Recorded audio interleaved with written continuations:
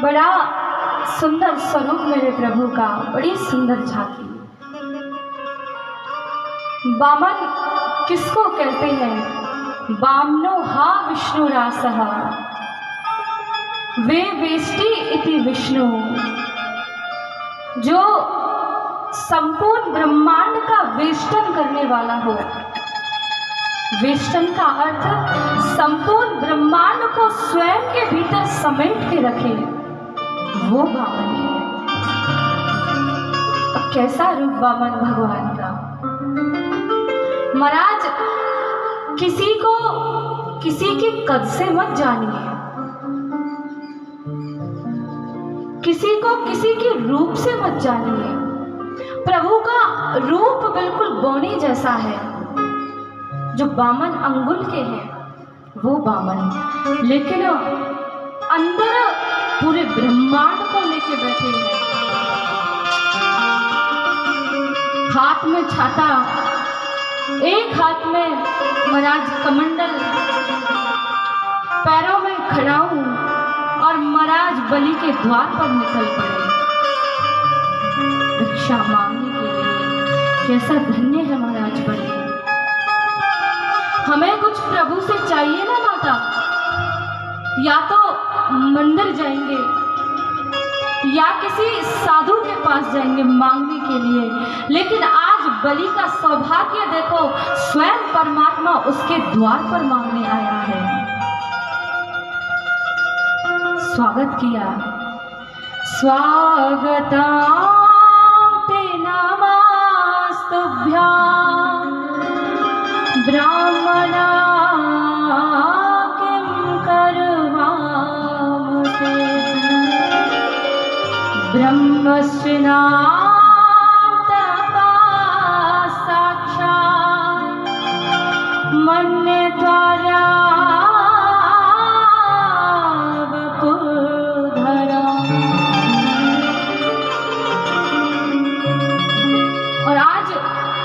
वामन भगवान का स्वागत करने के लिए साक्षात राजा बलि आए। स्वयं भृगुवंशी ब्राह्मण जो यज्ञ में बैठे हुए थे, वामन भगवान की आगवानी करने लगे। बलि बोला, कहीं ये सनत कुमार तो नहीं, कहीं ये साक्षात कपिल तो नहीं, और कहीं ये साक्षात विष्णु तो नहीं। गुरुदेव, आज हमको ऐसे प्रतीत होता है कि हमारे इस यज्ञ को पूर्ण करने के लिए साक्षात सूर्य देव पधार गए हैं। भृगुवंशी ब्राह्मण कहने लगे, सूर्य नहीं तो अवश्य चंद्र होंगे। ऐसा स्वरूप जीवन भर नहीं देखा। आइए महाराज, आइए, आपका स्वागत है, हमारे यज्ञ में प्रवेश कीजिए। ऐसा अमिट तेजस्वी ब्राह्मण जीवन भर नहीं देखा राजा बलि ने। माला जाप चल रहा था, शुक्राचार्य आए, सभी ने उनके तेज को देखा। मुख पर बड़ा ब्रह्म तेज, हाथ में माला का जाप कर रहे हैं। तो आज बलि बोले, स्वामी हे विप्रदेव, आप किसी साधारण राजा के यहाँ नहीं आए, आप त्रिलोकी के राजा बलि के यहाँ आए हैं। मांगो, आपको क्या चाहिए। मुख से एक शब्द नहीं निकला, मांगो। तो गुरुदेव बोले, बेटा बलि, जब ब्राह्मण और साधु जाप करते हैं तो मुख से एक शब्द नहीं बोलते। अब तो श्रद्धा और बढ़ गई है। वामन भगवान ने सोचा, कुछ पाने के लिए कुछ दिखाना भी आवश्यक है। एकदम मौन धारण करके, मौन में बड़ी ताकत होती है महाराज। कहते हैं कि कोई आदमी आपको 100 गाली दे, लेकिन कोई सामने वाला व्यक्ति मौन धारण करके खड़ा हो और एक भी प्रति उत्तर ना दे, उसका मौन उसकी 100 गालियों पर भारी पड़ जाएगा। और आज वामन भगवान एकदम मौन धारण करके एक जगह विराजमान है। तो श्रद्धा और बढ़ गई। गुरुदेव, ब्राह्मण तो देखे, लेकिन ऐसा अमिट तेजस्वी ब्राह्मण जीवन पर्यंत नहीं देखा मैंने। मांगो विप्रदेव, तुम्हें क्या चाहिए? तुम कहो तो अपने राजकोष के दरवाजे खोल दो, तुम कहो तो भंडार गृह खोल दो, तुम कहो तो आपके नाम एक राज्य कर दो। बामन भगवान मुस्कुराने लगे। बामन भगवान ब्रह्मचारी है। आज बलि बोलता है मेरा कुल धन्य हो गया। विप्रदेव, आपके चरण जिस समय मेरी भूमि में पधारे, भूमि की तो छोड़ो, मेरे पूर्वज आज वो भी धन्य हो गए ऐसे अमिट तेजस्वी ब्राह्मण को देख के। मांगो आपको क्या चाहिए? बामन भगवान मुस्कुराने लगे। ओहो, आप हो बलि। राजन, अगर आप दान की बात करो तो कोई साधारण बात नहीं है।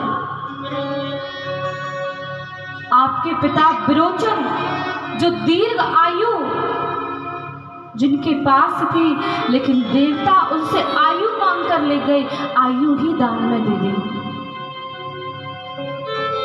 ऐसे आपके विरोचन पिता हुए। आपके बाबा प्रहलाद, जिन्होंने नारायण भक्ति में सब कुछ त्याग दिया, पिता तक को त्याग दिया, तो दान की बात करो कोई साधारण बात नहीं है। और आपके पर बाबा हिरण्यकश्यप, जिस समय भगवान विष्णु ने हिरण्याक्ष को मारा, तो उस समय हिरण्यकश्यप ने संकल्प किया कि मैं इस विष्णु को छोड़ने वाला नहीं। तो आज वो परमात्मा भगवान विष्णु हिरण्यकश्यप से बचने के लिए जगह जगह घूमते हैं। कभी ब्रह्मलोक, कभी शिवलोक, तो कभी अपने वैकुंठ को उन्हें एक स्थान नहीं मिला। और महाराज आश्चर्य की बात, छुपे भी तो कहा, हिरण्यकश्यपों के हृदय की धड़कनों में जाके छुप गए। तुम दान की बात करो तो ये बहुत साधारण बात है। तुम्हारे पूर्वज, तुम्हारे वंशज बड़े बड़े दानी हुए हैं। तो बोलते हैं विप्रदेव, मांगो आपको क्या चाहिए? बामन भगवान बोले, हम लेते हैं तो हमारा नियम भंग होता है, नहीं ले तो तुम्हारी श्रद्धा टूटती है। तो बार बार आज बलि हाथ जोड़ने लगा और कहता है, मम नाथ यद्यस्ति योस्यमम सकलम तद्वही तवेव माधवा।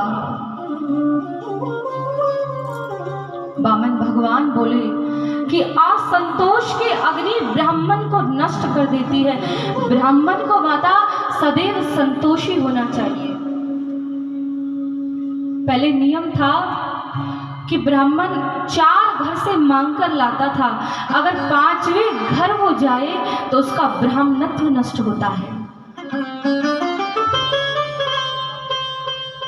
बार बार महाराज बलि हाथ जोड़ता है। हाथ जोड़ने का अर्थ, जो कहोगे वो मैं करूंगा। सिर झुकाया, आज से मेरी ये बुद्धि आपकी हो गई, और साष्टांग लेट गए, मैंने अपना जीवन ही आपको दे दिया। मांगो क्या चाहिए? भगवान कहते हैं, राजन तुम बद नहीं, तुम बदान्य हो। बद का अर्थ होता है जो केवल कहे नान्यत ते कामये राजन वदान्यात जगदीश्वरात। बद माने बक्खू, जो महाराज केवल कहता है, करता कुछ नहीं है। बद माने बदमाश, दुष्ट। और बदान्य, बद से अन्य, जो बद से अलग है, जो महाराज कहता भी है और करता भी है वो बदामी है। तो राजन, तुम बदान्य हो, तुम्हारी बड़ी भक्ति है, तुम्हारी बड़ी श्रद्धा है, लेकिन अकेला शरीर है। जब भूख लगती है तो कमंडल में भिक्षा मांग लगते हैं, प्यास लगती है तो जल मांग लेते हैं, बारिश होती है तो छाता तान लेते हैं। अकेले शरीर के लिए क्या मांगना। राजा बलि बोले, एक काम करो विप्रदेव, अगर आप 1 से 2 हो जाएं तब तो आप ले सकते हो। आप कहो तो मैं आपका विवाह करा दूं। वामन भगवान बोले, गाय छोड़ो, तुम सबको छोड़ो, पहले हमारा विवाह ही कराओ। महाराज ब्राह्मणी आ गई, एक छाता के नीचे तो रहेगी नहीं, एक के नीचे 2 रह ले, बताओ क्या सुविधा करें।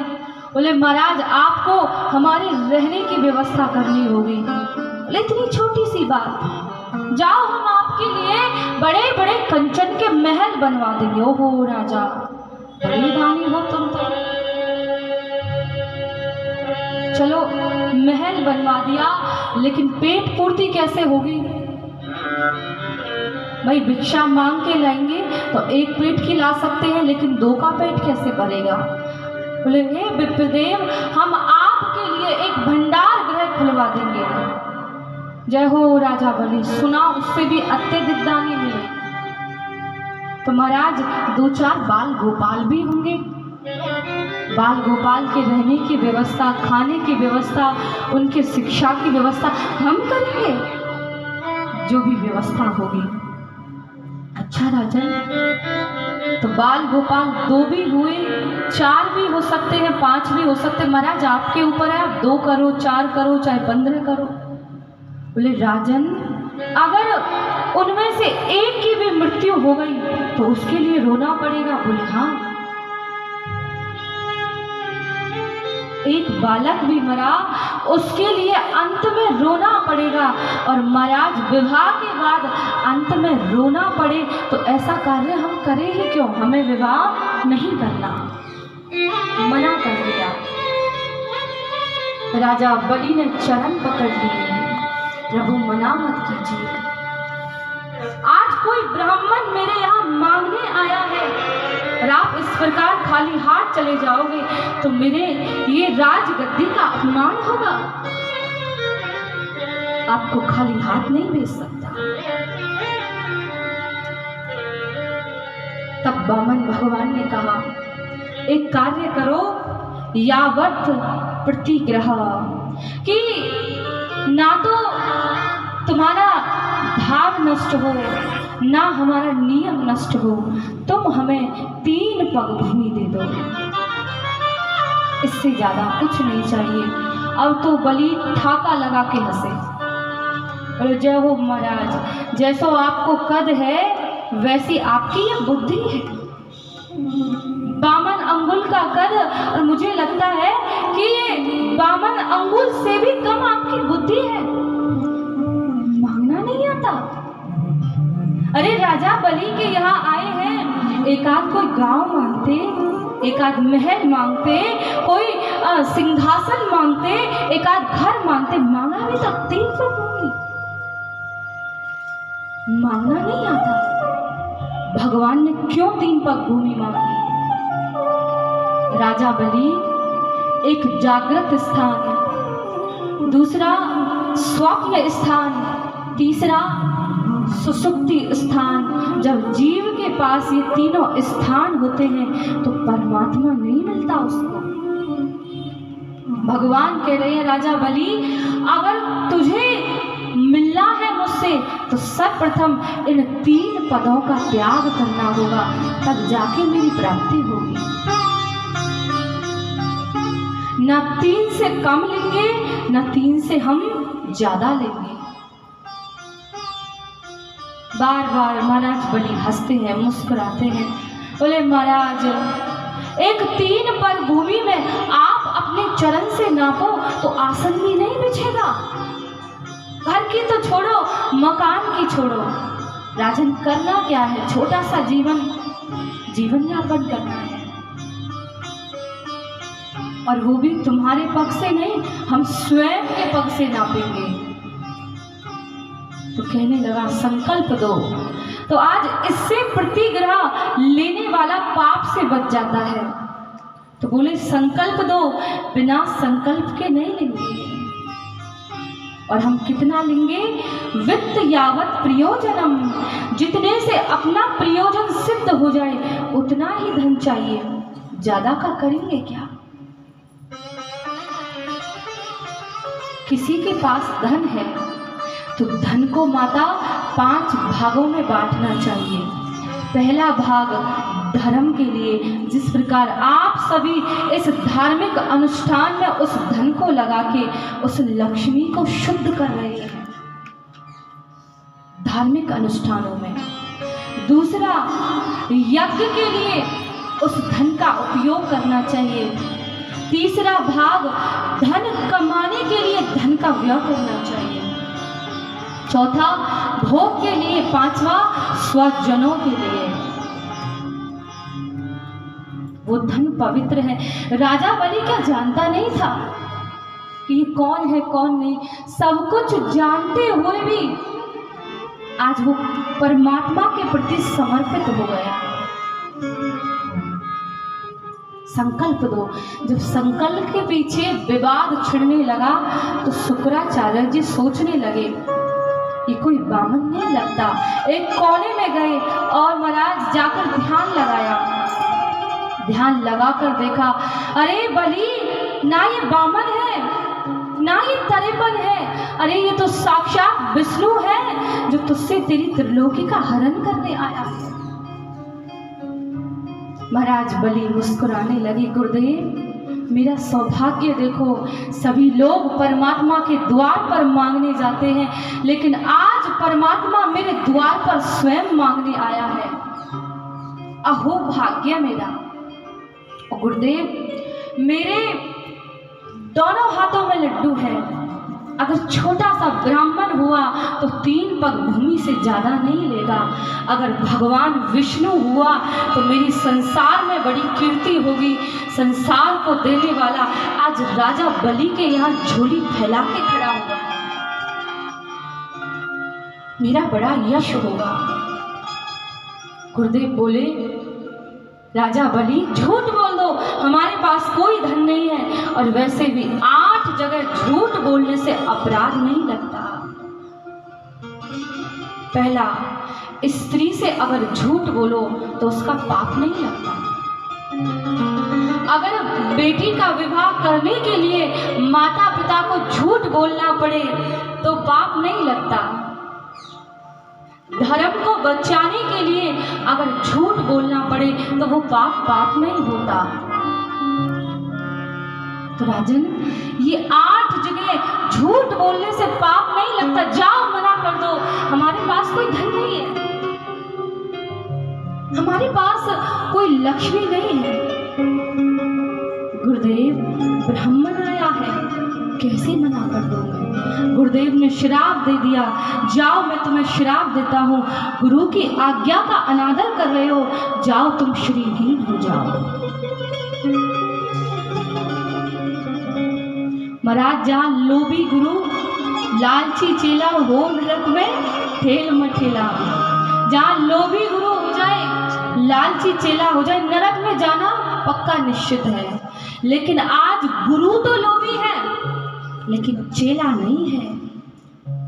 तो शिष्य बार बार कहता है, गुरुजी साक्षात भगवान आए हैं, आज उनको दिए बिना मानूंगा नहीं, सब कुछ दूंगा। इधर राजा बलि भगवान के पास गए, बोलिए महाराज कहाँ आपको संकल्प दूं? एक कमंडल में जल भरा। गुरुदेव ने सोचा सारा धन ले जाएगा ये विष्णु, और आज उस कमंडल की नली में जाके शुक्राचार्य जी विराजमान हो गए। भगवान ने देखा कि बाज नहीं आ रहा, एक तिनका लिया और उस नली में डाल दिया, जिससे शुक्राचार्य जी का एक नेत्र पधार गया।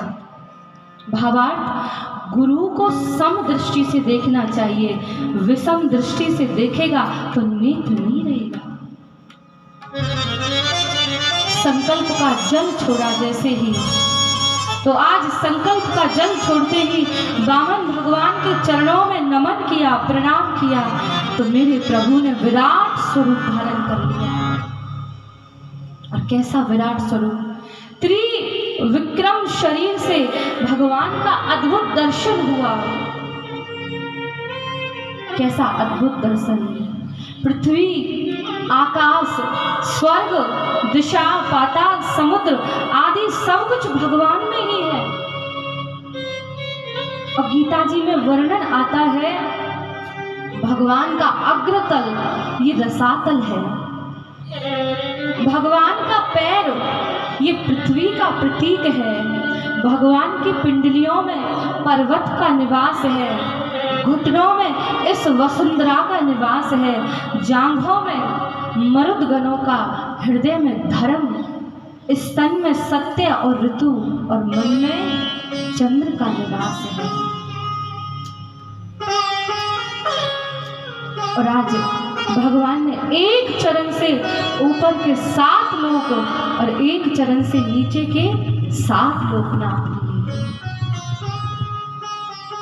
राजा बलि, अब बताओ तीसरा पग हम कहाँ धरे? राज बलि को बंदी बना के सामने खड़ा कर दिया। तो बलि ने कितनी सुंदर बात कही, प्रभु आपने अभी तक मेरा धन नापा है। धन बड़ा होता है या धन का मालिक? धन का मालिक। अभी तक मेरा धन नापा है, धन का मालिक तो शेष है। ये प्रभु, ये तीसरा पग आप मेरे शीश पर रख दीजिए। भगवान ने जैसे ही पग रखा तो भक्ति ने पैर पकड़ लिया, प्रभु भक्त के शीश पर पग नहीं रखने दूंगी। प्रभु मुस्कुराए, वाह बलि, आया था मैं तुझे छलने के लिए, लेकिन तेरी इस भक्ति ने तो वास्तव में मुझे छल लिया। धन्य है ऐसा भक्त। आज सभी दैत्य भयभीत होने लगे, भगवान पर प्रहार करने लगे, तो महाराज बलि ने रोका, प्रभु है, इन्होंने आज मेरे अंदर जो अज्ञान अविद्या था उसको छीना है, ना कि धन को छीना है। महाराज बलि पर मेरे प्रभु ने कृपा की और बोले, बलि मांगो, तुम्हें क्या चाहिए? तो बोले, प्रभु केवल आपकी भक्ति मुझे मिलती रहे और कुछ नहीं चाहिए। माता, भक्त होगा, ना वो धन मांगेगा, ना वो सोना मांगेगा, ना वो संसार का सुख, केवल भगवान की भक्ति मांगेगा। ऐसे भक्त राजा बलि हुए। कृपा की मेरे प्रभु ने। ये मत सोचो भगवान उसकी त्रिलोकी को लेने आए थे, या तो अगर संतों के भाव से देखा जाए तो यहाँ भगवान विष्णु उस भक्त पर कृपा करने आए हैं, उसको संसार से मुक्ति दिलाने आए हैं। राजा बलि की छोड़ो, यहाँ हमारा कोई 10 रुपये भी चुरा ले तो मन में ऐसा क्रोध आए कि सामने वाले को नष्ट कर दे। और ये भक्त की पहचान है कि सब कुछ छीनने के बाद भी उसके भीतर संतोष है, और जो असंतोषी है वो कभी भक्त नहीं हो सकता। संतोषी ही भक्त हो सकता है। और भक्त कहता है क्या? देना